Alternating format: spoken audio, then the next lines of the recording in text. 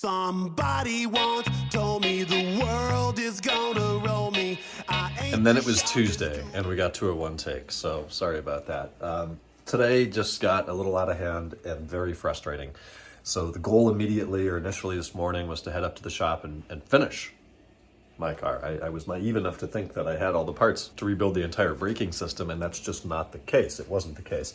So I made some progress. I got the front rotors and calipers and caliper carriers off yesterday, and then had to leave. So today I went in, cleaned up the hubs, took a wire wheel on a drill. That's the best, one of the best investments we've made at the shop, are just the little wire wheel bits that you put in the end of the drill and just buzz it around, and boom, it saves you 40 minutes of scraping with a brush. Got the front rotors on, torqued down, took the caliper carriers, took them over, put them in the vise, took a wire wheel to those. They're all nice and pretty now. And while I'm working on that, I take a look at the front right caliper, and the dust seal around the piston has a big tear in it, like 3/4 of an inch. It's a big one. So those calipers are not original on the front of my car. The front ones were totally rusty, and the piston wouldn't compress anymore, and it couldn't be rebuilt, they said. So I couldn't even order a new one. This is like 2013 or 14. I think they've been in LA for a long time.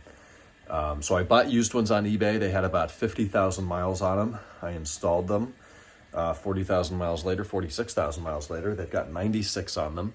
And now that one boot has failed. The pistons aren't rusty. The cups look good. Like, everything looks all right. Hold on, I gotta read this text. Anyways, time for service. And then looking at the rear calipers, when the car was down for a few months in 2016 for the engine and driveline rebuild and suspension rebuild and all the stuff I did back then, when they first drove it, those calipers were sticking. And they said, oh, you probably need to do a rebuild kit. They are sticking and need service. So I didn't do it then because they immediately unstuck, and they've worked fine since, even after a few winters in storage. But they look like Titanic artifacts. They are ugly. So the rears are no longer, well, technically the rear left is still available. It's like $400, but that's the only one. So I found a rebuild service. It's Jed, Einhorn Industries up in Orange County. I sent him both my fronts, both the front caliper carriers, new spring clips or anti-rattle clips, because they're all going to be sandblasted and powder coated in some sort of a black gunmetal dark semi-gloss paint to look like factory.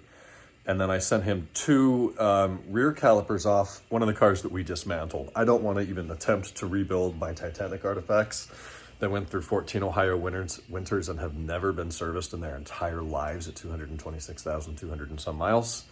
So I just sent them two donors. I'm going to refinish all of those. This is a cosmetic restoration as well as a mechanical restoration. They're going to do the pins and clean the pistons and all of that. I will get back essentially new calipers. Then I'm going to replace the bleed screws and the bleed screw dust covers and the caliper guide pin dust boots and just everything. Everything but the brake lines and the actual hard hoses and the booster and the fluid reservoir is now getting done. I also decided to take off the little guide supports on top of the rear parking brake. If you guys work on these cars or know anything about it, you know exactly what I'm talking about. It's right at 12 o'clock behind the rear rotors. Took those off, ground about a ½ inch of rust off them, put them on. I bought new ones, but they're 12 weeks away in Germany, and I'm not waiting for that. So I just ground them down and put them back, cleaned up the hardware, chased all the threads, good as new. So, of course, the work scope has increased. The worst part about all of this is the caliper rebuild service is about a 3-week service, which sucks because now I'm stuck on a lift for 3 weeks. I've driven the car twice in the past 8 weeks. I'm dying to drive it, and I can't because I need service. So, in other news today, I did some other stuff I've been procrastinating on and putting off. Diff fluid change and drain and fill plugs, trans fluid change and drain and fill plugs. Already did the tie rods. Probably going to flush out the coolant out of the expansion tank, radiator and engine block, and then replace the O-rings on the 2 block drain plugs. Just stuff that I have not had time to deal with. Like, I'll probably do a fuel filter. That's a good idea, actually. I've not done a fuel filter in like 6 years. So throw a new one of those in there. Why the hell not? With that, Mike was here tonight. We got Shake Shack. I've only ever had Shake Shack at the New York Hotel in Las Vegas. It's very, very boring. Decided to get it tonight. It's freaking delicious. Wow. Totally different game when you're not in a touristy hotel in Nevada. Really good. Small, but it's cheap. Next time I'll do the double. Fries were really good, and it was 15 minutes away and it arrived warm, so with Grubhub, so good for them. I'm going to bed. Tomorrow's Wednesday. We'll talk on Hump Day. Good night.